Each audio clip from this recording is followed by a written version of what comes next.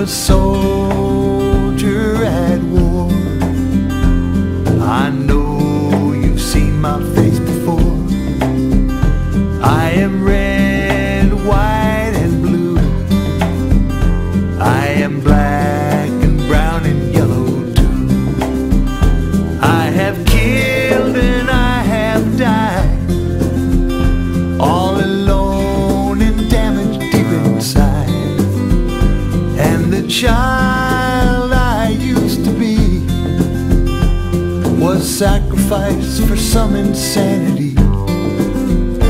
Left the boy now half a man. My innocence was lost in a foreign land. Fought so hard and I fought so long. I fought for my country, right or wrong. In the eye of the slaughter, no star-spangled banner did I see. There is blood on the water, it's flowing like the blood inside of me. In smoke-filled rooms, the men of might will send your son somewhere to fight. And I am one of many more, just pawns in a holy war.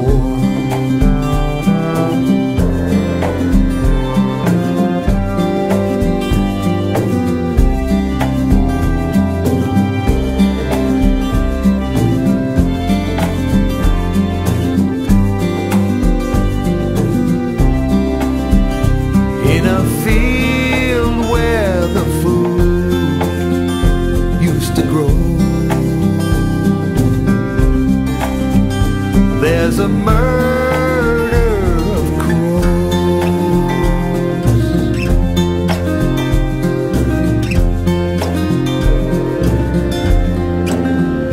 Now the war is dead and gone, but the battle goes on and on.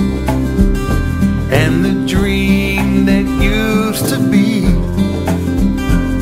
is buried so deep inside of me. I believed what I was told, but all that glitters is not gold. I still see my brother's hand. Why he died I'll never understand. I'm a soldier at war. I know you've seen my face before. Just a name and loaded gun, one more lost, forsaken son.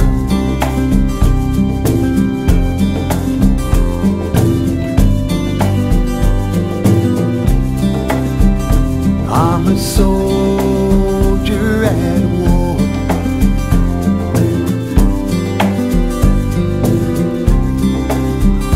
I'm a soldier at war.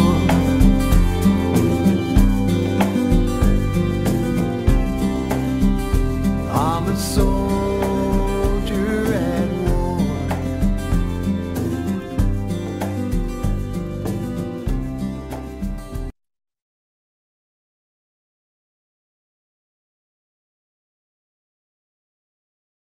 Hello, this is Dan Shea with Veterans for Peace Forum, and we try to do this program, every month on the last Saturday of the month. We missed last Saturday. I had some other personal things I had to take care of, but I'm sure we posted one of our later shows. Today's show is going to be, we're going to talk about a couple of different things that are coming up, and I have Mike Hastie, who's a Vietnam medic and veteran with Veterans for Peace, who is on a recent trip to Okinawa. And as many people may remember, I was on a similar trip as a delegation with Veterans for Peace in December of last year. Mike also earlier in the year had gone to Vietnam and we want to talk about that. But we're going to take Okinawa first and kind of go through some of the issues that are important to us. Veterans for Peace on the national level, motto is peace at home, peace abroad. And I want you to keep that in mind. That's why I'm wearing our Black Lives Matter t-shirt. We are directly involved in that. Of course, when things broke out in Ferguson, our national chapter is right there in St. Louis, and we had our doors opened for people that were being harassed by the police, and we made that available for people when everybody else was closing the doors. So I want you to remember that Veterans for Peace is looking at the issues here in the United States and those that are happening abroad. We have to have a world perspective on what's going on. Another thing that's going on, as you all know, is that the pipeline in the Dakotas, Standing Rock Sioux land, there's a demonstration that's going to be taking place tomorrow at 10 a.m. to 4 p.m. on Southwest Ankeny and Park, or basically between Ankeny and Burnside. You know where that big elephant is there off of Burnside there. So if you get a chance, please go down there, support them. It's going to go on, like I said, from 10 a.m. to 4 p.m. I have another friend who's in town right now who's been here a number of times. We've had him on the program before. George Mann, who's a labor activist and musician. He's going to be playing at Bottles, a little tavern, local tavern, tomorrow at 5 to 7 p.m. And that's at 5015 Northeast Fremont. And he's going to go for about an hour, and then they're going to have a kind of follow-up jam hosted by Jim Cook, who's been a member of, he's with the postal workers. He's retired now, but had been very active on the issues there. And that is something that VFP is also concerned about. We had a resolution at our convention supporting the postal workers and maintaining it without it turning into a privatization effort by too many of our congressmen. And but Jim has been in the forefront of that, and so get out and support him. Well, Mike and I have been friends for a long time now. We're both a part of the local chapter here, Veterans for Peace, Chapter 72. And Mike, I want to thank you for making time to come on the program, and I really appreciate that. Well, I appreciate you asking me to be on. I consider this an honor and a privilege. Well, and let's just let people know too that this is Metro East Community TV, and I have our hosts, producers here are Karma DeBella and Jim Lockhart, who've been doing a great job keeping this going and keeping me on track. So let's remember that, and that alternative media is always the best way to find out what's going on in your local community. We're good friends with KBOO radio station, and I wanted to talk to you a little bit about your trip to Okinawa. When did that? It was August 31st when you guys got there. I got there a little bit early. I arrived in Okinawa on August 28th, so I got there a couple of days early just to kind of unwind because I had a very, very busy schedule. And so I wanted some downtime when I got there, and so that worked out fine. Everybody pretty much got there on the 30th, okay. And so I stayed in a guest house until everybody arrived, and then I believe we stayed there one night and then moved to another location. Now, can you tell us a little bit about? I know it, but I think let people know what were the issues that we're dealing with there in Okinawa. Well, I think the two main issues, were that the United States wants to build another base at Hinoko Bay, and also in farther south, kind of up in the mountainous areas. The U.S. is building. It's a joint effort, obviously, between the U.S. and Japan. They're building 6 heliports that will be where the Osprey helicopters will be stationed, and so they're really it's a fairly large heliport, and so they've finished 2 of them, and they are in the process of building 4 more. So most of the stuff that we did was actually in that area, and we simply we were parked on the highway, the narrow highway, and trying to prevent the construction trucks from getting through. And so we worked really well with the Okinawan demonstrators, resistors, incredible people, and so we spent a lot of time, sitting down and being removed by the Japanese police, and carted away to the neutral area and corralled, and then they would, a lot of times we would park our cars, or their cars, across the highway so the trucks couldn't get through. So eventually the Japanese police had to come and put dollies underneath all four wheels and move them to the side of the road. Wow, I didn't see that one. That's pretty amazing. So who were the people on the delegation? Well, there was myself, of course, and then a man by the name of Tarek Koff. He's from New York City. And he's a board member. Yeah, he's a board member of Veterans for Peace. I call him the energizing bunny of Veterans for Peace. He is. Probably the most fit 74-year-old man I've ever met in my life. So he was really, I would say, the primary leader of our group. He's a tremendous activist, as you well know. And then there was a man by the name of Ken Mayers. He's 79 years old, and he was actually stationed at Okinawa. I think the first time he was stationed there, it was in 1959 to 60, and then he came back in like 63, 64. His two children were born at a hospital there. And so, very delightful man, very committed. He lives in Santa Fe and has been a member of Veterans for Peace for many, many years, and is a tremendous activist. It seems like Ken is involved in everything. And for a man who is 79 years old, he held up like a man that was half his age. Always a smile on his face. Yeah, that's right. I noticed that when I took photographs. You'd see other people straining and with a look of angst, and there'd be Ken with this long grin on his face, And so anyway, but he's fun to be around. And then there's another man by the name of Douglas Loomis. Yes, Douglas. Outstanding person. He was in the Marine Corps.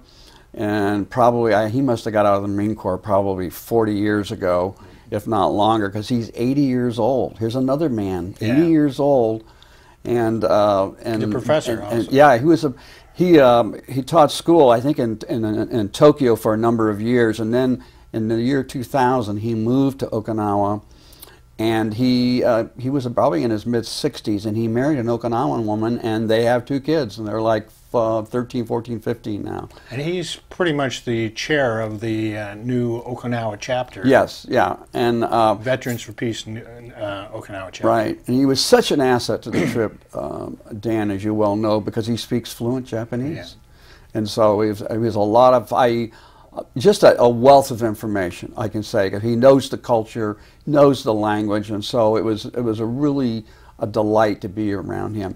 And then the other veterans, there were three younger veterans. These were Iraq and Afghanistan veterans. The youngest one was 31, and his name was Will Griffin, and he spent a tour in Iraq and Afghanistan. Tremendous activist, knows the technology, and able to get his work out in a moment's notice. That was the one thing I noticed about Will, is that he was doing things, in real time. Right. Yeah, and I think, and most of the younger vets have that technology. I'm certainly trying to learn it. I know that you're pretty good at it. But the younger vets are incredible. The other one was a man by the name of Mike Haynes. Right. He spent, I think he spent 8.5 years in the Marine Corps. Will spent, I believe, 5.5 years in the Army. And Mike Haynes, incredible man. He was in Force Recon in the Marine Corps. Saw quite a bit of action in both in Iraq and Afghanistan. A very good storyteller, very committed activist. He was interviewed a lot when we were over there because there was a Japanese film crew that followed us throughout the whole trip, and they were also at the Veterans for Peace National Convention in Berkeley, and they interviewed him there. And then there was a woman reporter, Japanese woman reporter, that interviewed him numerous times. And so he comes across really well. He's a very gifted speaker, very intelligent, and I really enjoyed being around him. And he spent his training in Okinawa. Yes, he was there when he was 19 years old, and he's now 40. Yeah. So yes, he was stationed there for a while. So both Will and well, most of the people that you went with, were also on my delegation. Yes. And one thing about I remember about Mike was, and while we were there, he actually went back to his base. Yes. While we were there, well, he's got a that? military ID because he's 100%. Yeah. With his 100% disability for post-traumatic stress, so he's got the actual ID, which you can the government will give you because they consider you're retired if you're 100%.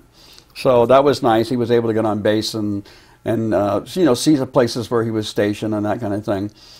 And the other person that was on there was Matthew Ho. Matthew Ho. And a remarkable man, 43 years old. He spent, I believe, about 12 years in the Marine Corps. He was a combat engineer in Afghanistan and Iraq. Wealth of information. Very articulate, very intelligent. He, as you know, when he got out of the military, he worked in the Pentagon. And so he has a lot of inside information on how the military functions at a cellular level. Yeah. You know, and so I was constantly fascinated by some of the things he had to say, you know, with the group there. And of course, you mentioned earlier that he was a guest speaker, you know, about I think a year ago at a Veterans for Peace national convention in Asheville. Yes.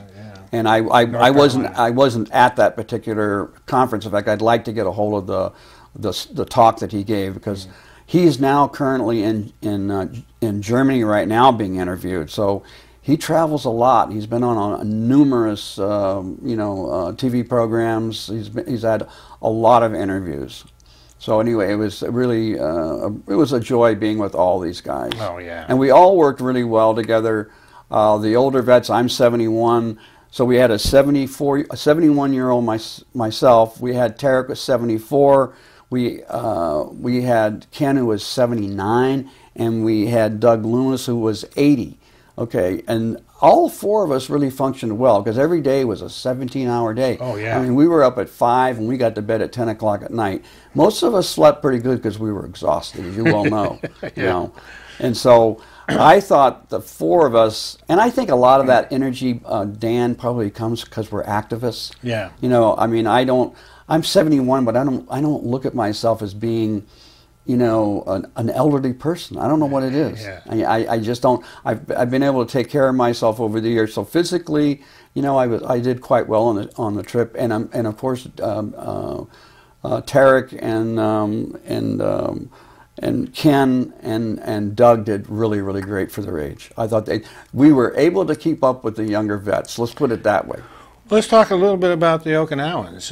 The Okinawans that are there also, there are a lot of elderly people on the line, and young people. So there's a kind of a generation of people here that are protesting these military bases on the island. Yes, I think that was the really joy of the trip for me. One of the major joys of the trip was seeing the solidarity with the Okinawan demonstrators, and like you say, the older and the younger, but a lot of people our age, a lot of people in their 60s and 70 years of age that were there protesting every single day, week in and week out, month in and month out. And I was, you know, as a photojournalist, faces always fascinate me. Mm-hmm. So I was constantly using a telephoto lens and going in and getting really tight shots of some of the older Okinawans and younger ones, of course, too. And I got some of those photographs that I brought. Well, we might even take a look at some of the pictures up here. So the woman up there in the corner, she was a survivor of the caves in the Battle of Okinawa, I believe. Well, actually,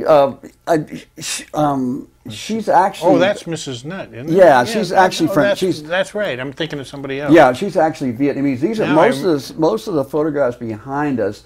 involves a project that I showed. I think I got a dozen photographs here. Well, I remember Mrs. Nutt too. Yeah, I mean, yeah. She was actually somebody who had actually been tortured Yes. for like 7 years Yes, yes. in these tiger cages Right. that the French had Right. developed, right? Yes, in Vietnam, you bet. Yeah, that's an incredible story. yeah. Now there is a picture I had up there of another woman. I'm trying to remember. Can you put that up? The older woman. I think you'll remember her once they put that up. I thought I had her name down here, but I think it may be on the film. Do you have that up there? As soon as they get that up, we'll talk about it. But the woman I'm talking about was, there she is. You see, remember her?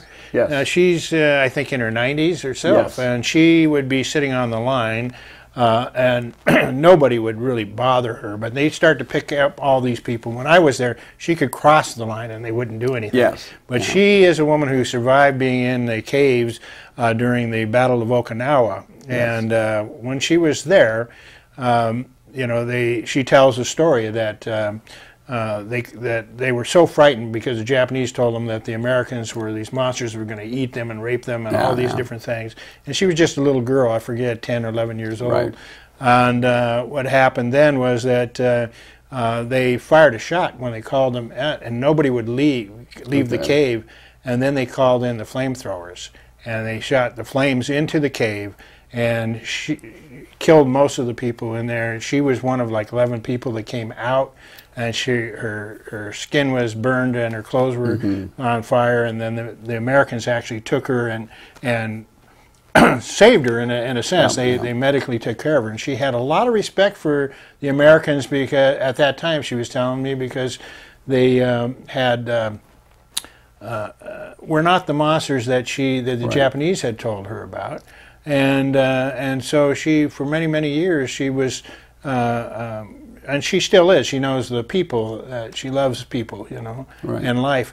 But she's very disappointed in the idea that they continue to put these bases there when they want to create an island of peace. Yes. And so she's right there on the lines with a lot of the other people who have either survived the Battle of Okinawa, and we might want to talk a little bit about that. Do you remember the stories on that?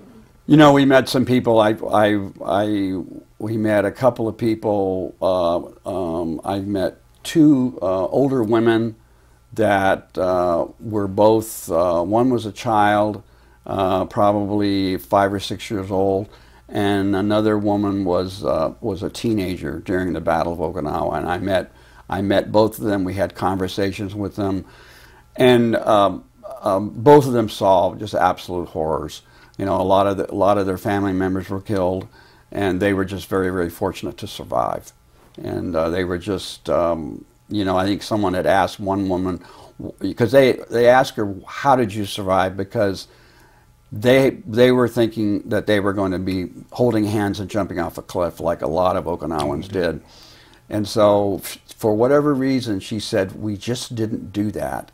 And that was kind of the way she explained it. She said, we went into the next day, and things began to change. And for whatever reason, they made a decision not to do that. So I have a photograph, and in fact, I bought some of these. But since we're talking about the woman that you just mentioned, you know, I can't remember her name. I was going to... I had it written down. I know, and I feel bad that I can't remember her name. But this is a photograph that was taken of her right here. And you can see it on the screen there, and you close up on it. This is a picture of her, and that's right here in the middle. Yeah, that's all. That's the crew. That's the, you know, that's the main. That's the 6 main core group that went. The only person that's missing there is Doug Loomis, who we mentioned earlier, who spoke. So Ken Mayer's right here. Yes. And Will Griffin. Right. Matt Ho. Right. And Tarek. And Mike Haynes. And of course you. Yes. And she was an absolutely delightful woman. And it's interesting that Ken had met this woman 50 years ago. Wow. And so he was talking to her one day, and she mentioned that she had worked at the officers club, and so anyway, Ken said, "Well, I used to go to the officers club," and then he kind of thought that he knew her. He says, "Weren't you on the volleyball team that challenged us to a game?" You know, because there were several people that worked there. They were all young, of course, and they challenged some of the officers to a volleyball game, and they beat them. They beat beat some of Ken's comrades friends that he knew that used to go to the club. So to see them renew that relationship was just incredible to watch. She was an amazing person. I think she's one of those Okinawan treasures. Yeah, I really do. I do too. And when I was there, I actually gave her a. People say this is Veterans for Peace dog tag, and I gave that to her, and she really loved getting that. And later, she gave me a jacket. Just before we left Okinawa. Yes. Just an incredible lady. One of the things that I think too is important for people to know is that when you were talking about the base Hanoko, a lot of the demonstrations were also taking place at Camp Schwab. Yes. And where we would stay there for hours on end, keeping the trucks from going in, similar to being up there in the hills to keep the trucks from going in and being construction for the helipads. Yes. And they would, as we sat down, of course, the Japanese police would pick us up and move us in over to the side or corral us around behind a truck. One way or the other, they were moving us, and then a bunch of trucks would go in or go out, and then we'd all go back in there and sit down again. And you remember one of the pictures we had is when Tarek and a number of and Mike Haynes and Will were in the middle, and they stopped the entire trucks from coming in at all and wouldn't move, and then eventually they gave up, and the trucks had to go all the way around. Wow, that's a great story. But on your story, and following it on, you can always follow these things through Veterans for Peace on Facebook, a number of things, and Will posts continuously. He does. And one of the videos was the trucks being stopped there on the road there for the helicopter pads. Yes. And then I read that after it was pretty successful, they kind of stopped the construction from happening. Then they started getting these Huey helicopters and taking the stuff and lifting them over the demonstrators and putting them out there in the jungle to build these pads. Yes, so they are working every kinds of angles to continue these bases against the will of the Okinawans. Yes. Now, one thing about the Hanoko base is Futema, which was one of the other bases that was closed down and given back to the Okinawans to repair, to use as they wish. But that's why they wanted to replace this new base, this air base, this Marine Corps Air Base, on this pristine bay, which is an environmental hazard, what they're doing there, and Aurora Bay just right next to it. Yes. And they have these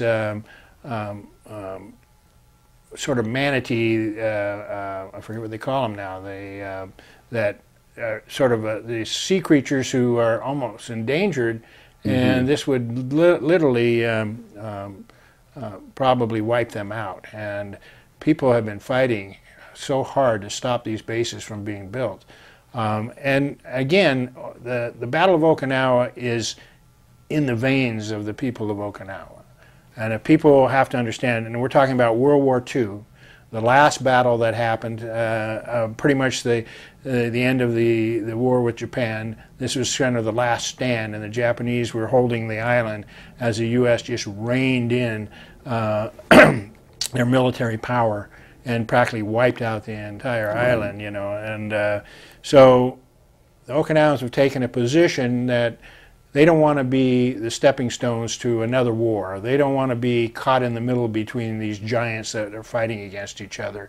They want to create an island of peace, and they're talking about not just that, but like Taiwan, the Philippines, all of the islands, and Jeju Island, all of these things. And if I remember correctly, you were going to go to Jeju Island one time, and you were actually deported from. Yeah, that's a funny story. I'll just tell it. It's really short. Anyway, I was going to meet Tarek and a couple other people at Jeju, and so I flew from Portland to San Francisco, caught a nonstop flight from San Francisco to Seoul. I got to Seoul, no problem. Went through customs, everything was fine. And I went to get on the domestic flight to Jeju Island, which was I think it was like an hour flight. Anyway, I got on the airplane. I got through the checkpoint where they scanned my passport, fingerprints, and they even did my eyes, which is we don't here in the States we don't see that. Of course, I don't know, that may happen in the near future for all we know.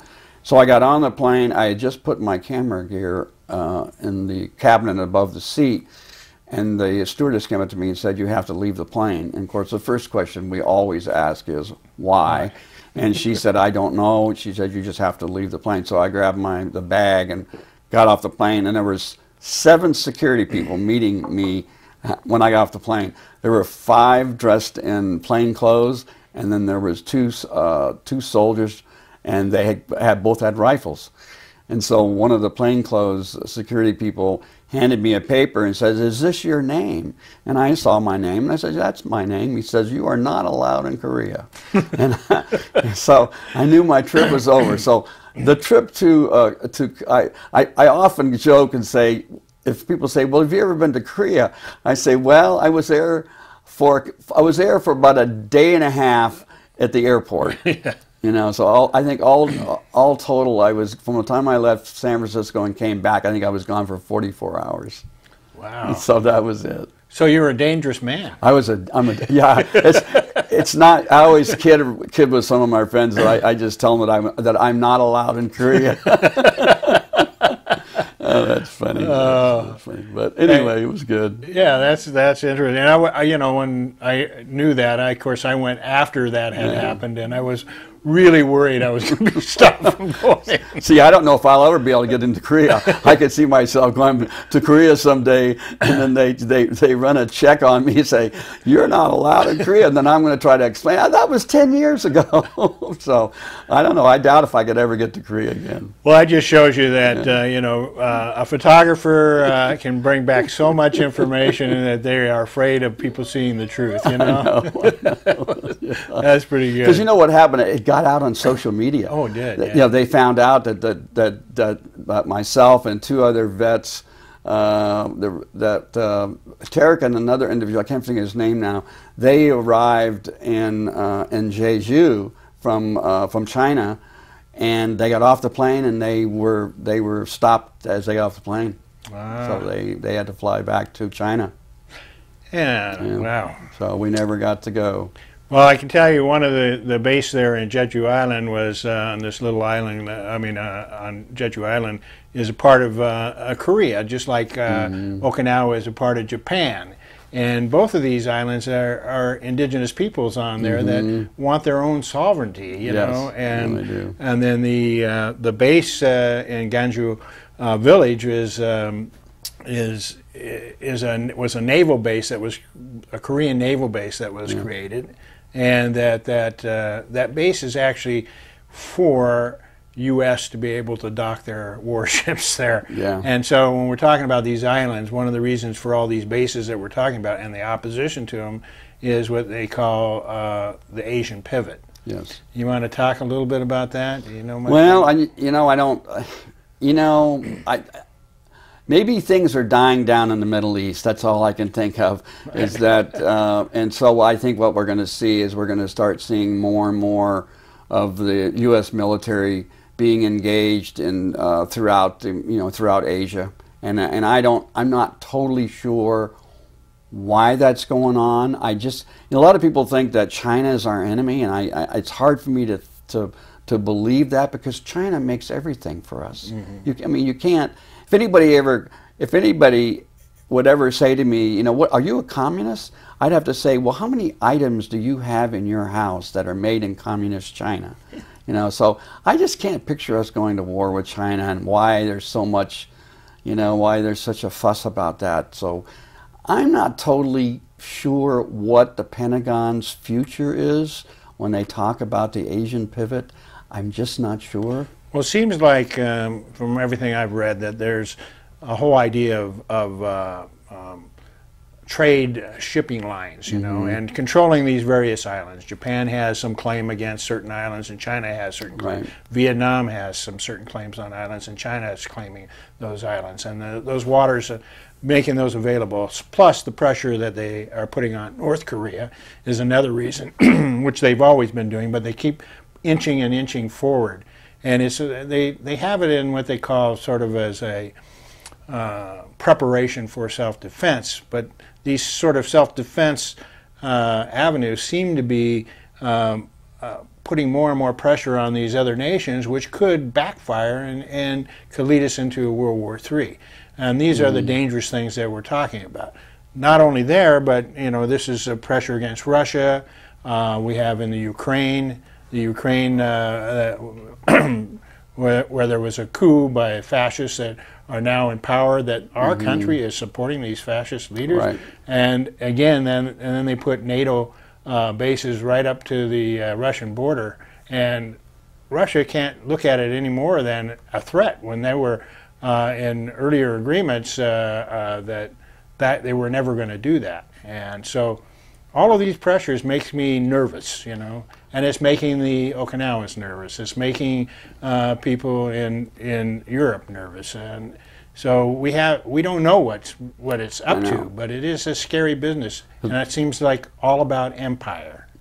Yeah, it just seems that the U.S. keeps telling the Okinawan people that we're there to protect you, and if anything, it's the opposite. When you put that much military might on a small island, you become a target.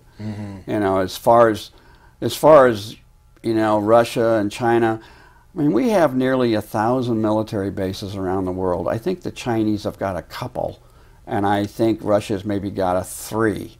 So there's a big difference between the spreading of empire with the United States and comparing that with the Chinese and and certainly the Russians. I mean, there's North Korea, but I don't know I'm not sure what the Pentagon has planned. I don't know where it's going to go in 10 years.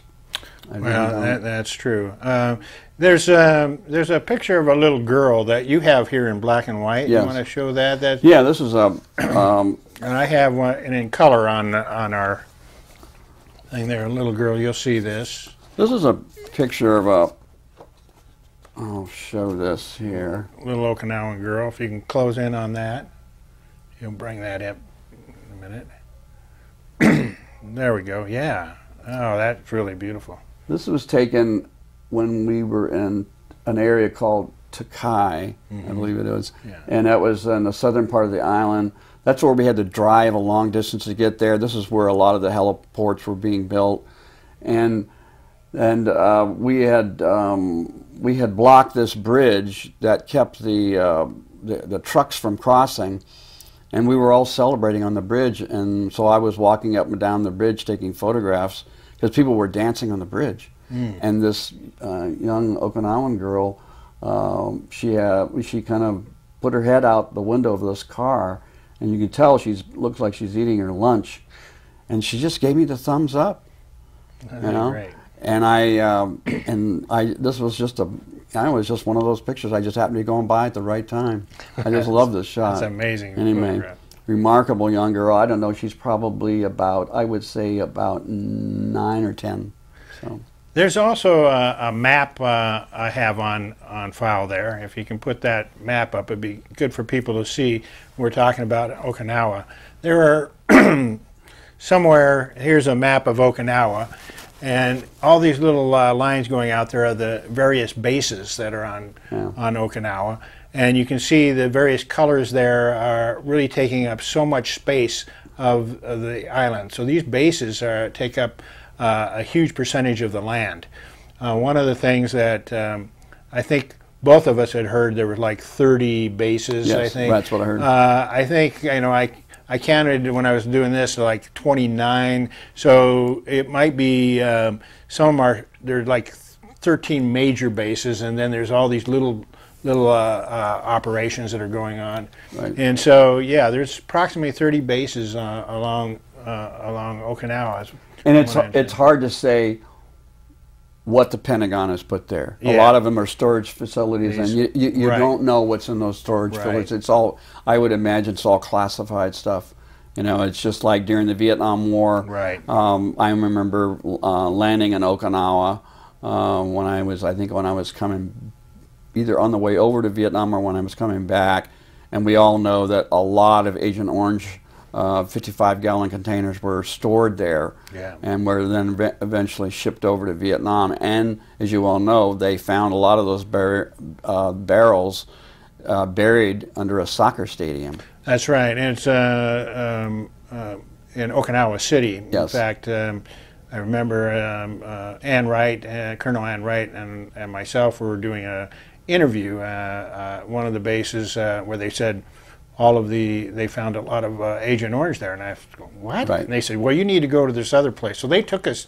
Yeah, to we it. went. We drove right by. Yeah. I took photographs from the moving car. Yeah. You know, and They got blue tarps over the Agent Orange 55-gallon containers. And people want to find out more about that. They can also just Google John Mitchell, who's written and exposed a number of this. That's Jon Mitchell. He's a Japanese. I mean, he's a reporter. I think he's British, who actually lives in Japan and has been doing a lot of reporting on the Agent Orange issue there in Okinawa. So it's an important thing. For me, of course, most people know that if they've been watching the program that I'm a survivor of Agent Orange, and most people are if they didn't get affected, but I did have a child that was born with some abnormalities, heart disease that eventually took his life when he was 3. There are many, many children, and you actually, that's a good segue to go back into Vietnam. And you were, when did you just go back to Vietnam? We went back with 3 friends, and we went back in the latter part of March and April of this year. I think we were in country about 3.5 weeks. So I had, one of the objectives that I had going back is I wanted to go into some orphanages, and I wanted to photograph children who had been badly damaged from Agent Orange. You know, third generation children. And so as you these pictures right behind us as you look here. at the pictures that over my left shoulder, the picture here is as you well know, her name is Juan, and she was 21 years old at the time this picture was taken. The picture was taken in Pittsburgh, Pennsylvania in 2008, so she's probably almost 30 now.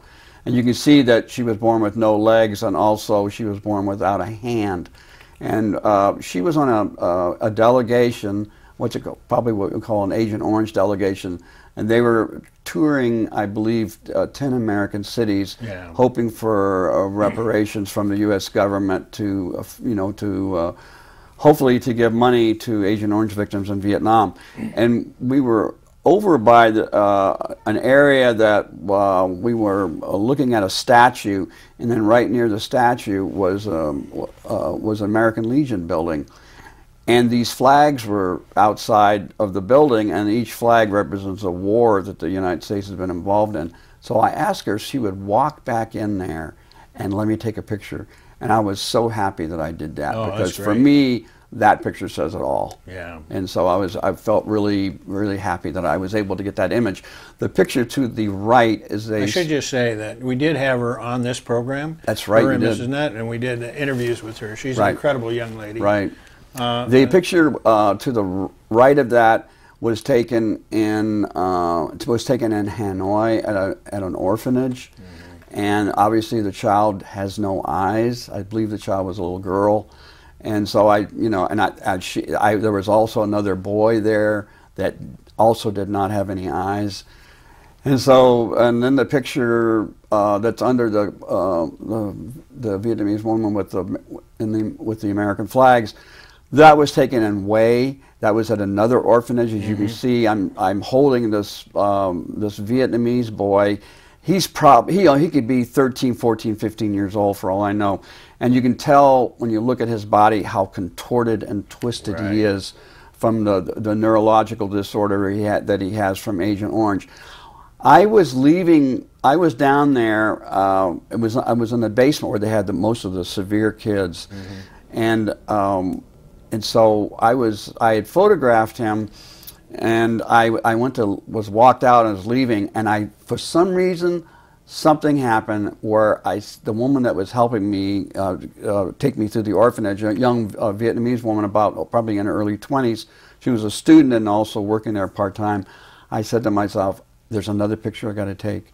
So I went back in there and I asked her if I could, there was another person that was working there, and I asked her if she could take him out of the crib, and I wanted to hold him. And have the young Vietnamese student, I set up the camera and everything, and she took a picture. And then, I got a shirt that says Agent Orange on it, and, it just says here, it did kill, it is killing, it will continue to kill. That's right. And then the picture to the right of that is a picture of a friend of mine named Brian Wilson. And he's a well-known activist, experienced and witnessed atrocities in Vietnam. On September 1st, 1987, he was demonstrating on the tracks in Concord, California, at a weapons depot. There was a train coming through that was carrying weapons and a couple of boxcars. Him and two other veterans were sitting on the tracks. The train was only supposed to be going 5 miles an hour. It speeded up and ran over him and cut both his legs off. He sustained severe head injuries, but miraculously he lived. And this monument? And yes, and and Brian, these are the names of the 504 Vietnamese civilians that were murdered at My Lai. Wow. And that's Brian there at the foot of it. This is a picture of probably a 5-year-old Vietnamese girl that also was suffering from Agent Orange. This picture was taken in Hanoi at an orphanage. The picture next to it is the huge monument at My Lai. As you can see, there's I believe a woman holding a dead infant with 4 other people at the foot. Who were, obviously have in the last are dying in the last moments of their lives at the massacre, and on it I just wrote the My Lai massacre, March 16, 1968, and then it says 504 Vietnamese murdered by the U.S. The woman is Becky Looning, and that is Brian Wilson's wife. She's holding a photograph that I took in Vietnam in 1970. It's a dust-off helicopter. And on the front of on the nose of the helicopter, the crew painted the word "Y" on it. And obviously it's difficult to see, probably difficult to see that on the screen. Right. But well, we do have it in the other picture there. You can see it now. If we could look over to the other side, this is the picture I took. The helicopter that had Y painted on the front. And so I took a copy of this picture, an 8.5 by 11. And that's the picture that she's holding at the My Lai massacre site. Let's go back up to the top corner. left, in the corner. That's a Vietnamese woman who was, was probably what you would call what you call a VC, Viet Cong, and she was a resistor. She was a fighter, and she was captured. She was put in, like you said, she was put in the tiger cages and tortured. And she was also on the delegation with the woman that was born with no legs and a hand that we just looked at just a few minutes ago. And she was on that delegation. And so she traveled to all 10 cities. That was taken in Pittsburgh. And we were at a table having lunch.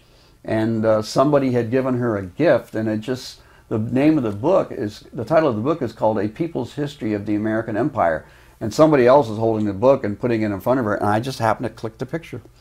And so this picture is a picture of me at an area at the My Lai massacre site. There's a small picture in the corner, which if you can focus in on, This is a picture that was taken by Ron Haberly, and he's the American photographer that took all of those horrifying pictures that appeared in Life magazine in the December 5th, 1969 issue. This is a woman, Vietnamese woman, and she's got a red blouse on, and there's her daughter is behind her, and she's got her arms around her, and in the picture there's about 7 or 8 Vietnamese, and this picture was a full-page photograph in the Life magazine article. Ron Haberly took this photograph, and within seconds after this photograph was taken, American soldiers murdered 15 people. And I'm standing at the exact site where this massacre took place. It's just just a small segment of the massacre. And this is a list of 15 names of the people that were killed right at this cotton silk tree. So I'm standing right where these people were standing. The picture over here is the thing you had mentioned earlier. That's the mural at My Lai. We can also put that up on the screen. I have that one in there. So if you put that up there, the My Lai, there we go. And this basically is when you look at it, you almost have to have a photograph, a large photograph, and a magnifying glass, and look at what this mural is depicting, because what it's showing is showing numerous scenes of people dying in the last moments of their life at the My Lai massacre site. And when I was there, I noticed that there was a lot of deterioration of the mural. That mural was finished in 1988. And so I noticed that there was a lot of damage done to the front. There was also damage done to the back. Obviously, we know because the weather can be so hot and rainy there, so it's taken its toll.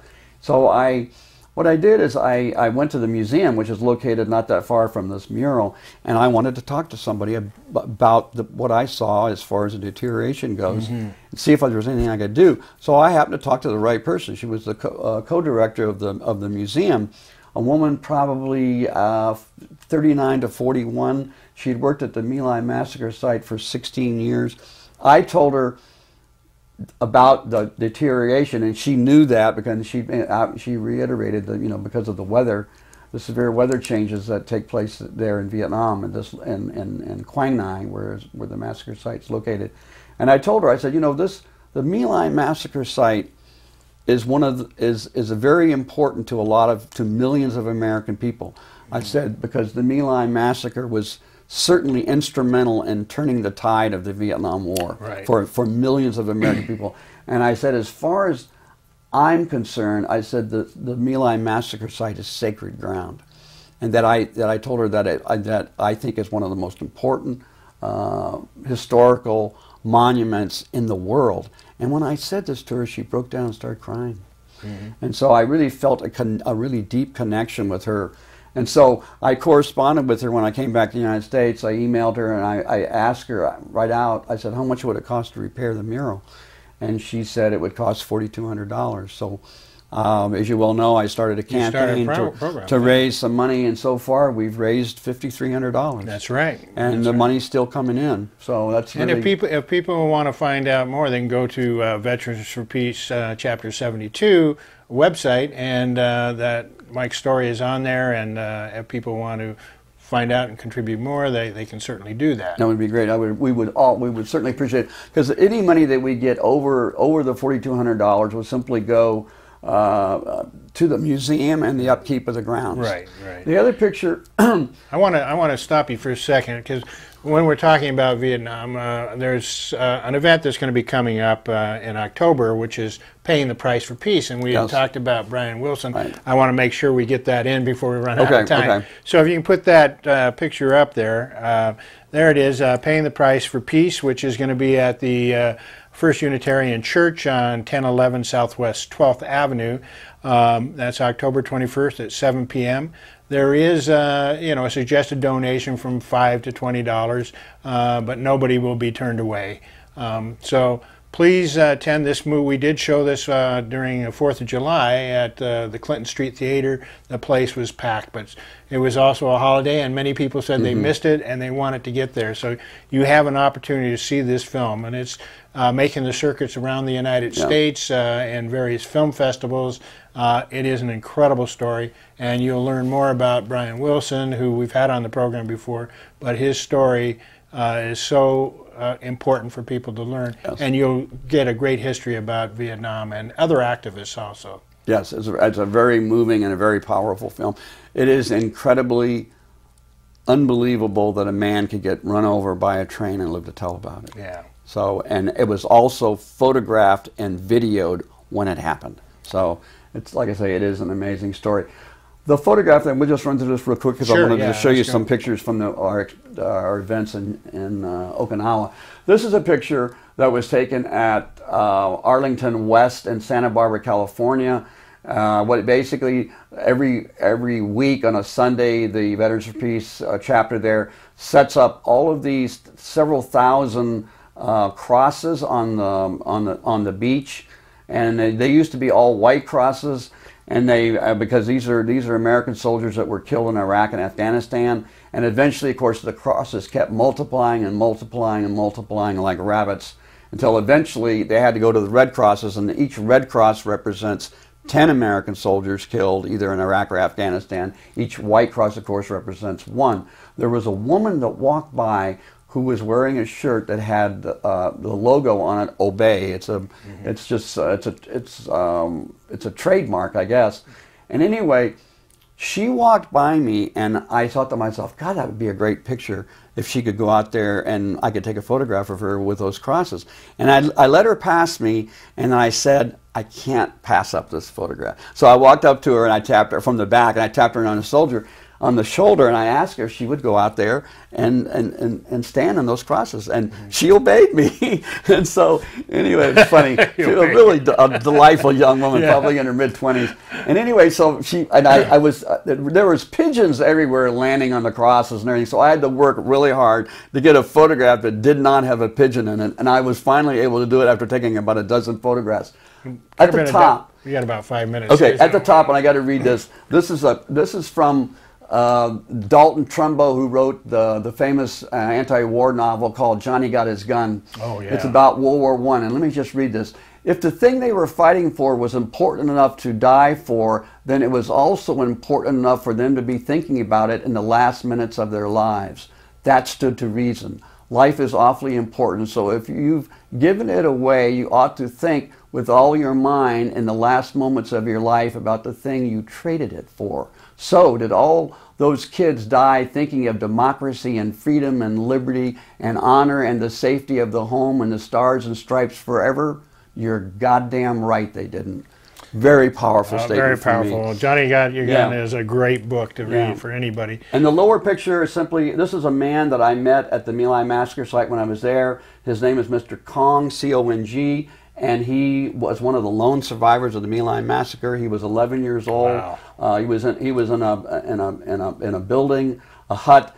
An American soldier threw a grenade in there and killed 4 of his family members. He was in the very back, and none of the shrapnel got him. Wow. And so he was an incredible man. He wrote a book. It just came out this year. So, and the pictures I'm going to show. These are we only got just a few minutes. This is our group. Here, you can focus in on that. This is our group that was in Okinawa, and we're holding a banner with a quote by Smedley Butler.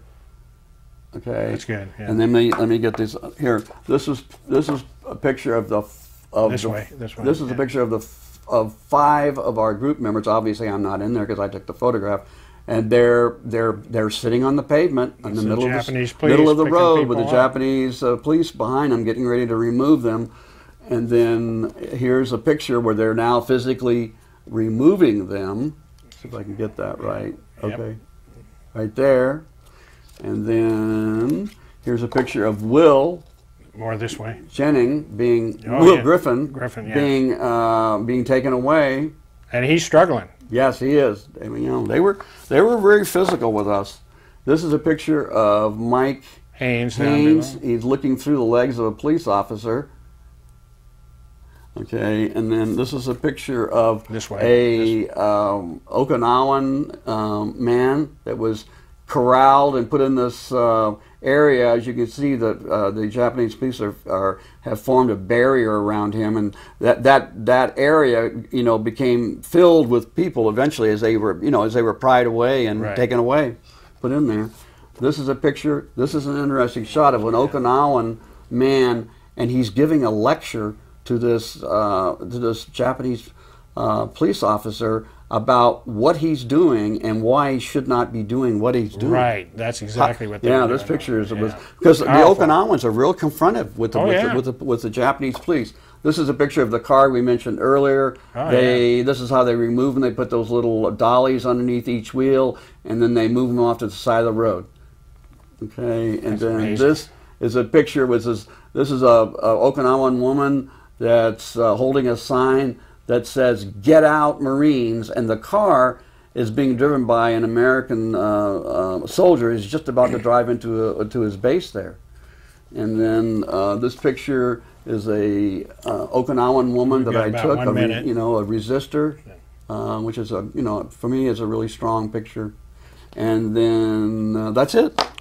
Well, let me just say too that people want to know, be a part of Vietnam history and learn more about it. We have an organization, Veterans for Peace, called Full Disclosure Campaign, and we have I think we've got a graphic there that tells you where to go, VietnamFullDisclosure.org. Stories like yours and others are up there. You have a photo essay I have two photo essays up there. On there. And I think if you're a veteran out there and you have a story to tell and you were part of the Vietnam experience, or even if you had a parent that was, go to that site, find out, and tell your story. Let us know about it at least, because we need to record these histories so that people have that. And this is we're trying to stop war from happening. Right. And again, peace at home, peace abroad is our motto. We want people to understand that when I came back from Vietnam, a friend of mine, a kid was shot down by a drive-by shooting and was killed, and I couldn't. I'm going, what's going on? And you're hearing all these things now where it's the police are killing young black men and women, and we have a war on the streets, and we need to stop that. There's violence in our veins, it seems to be. And but what I was so impressed with the Okinawans and everybody else was that they had peace in their veins. They did. And that's what we do. And thank you for coming. Thanks. I appreciate it very much. Thanks a lot, Dan.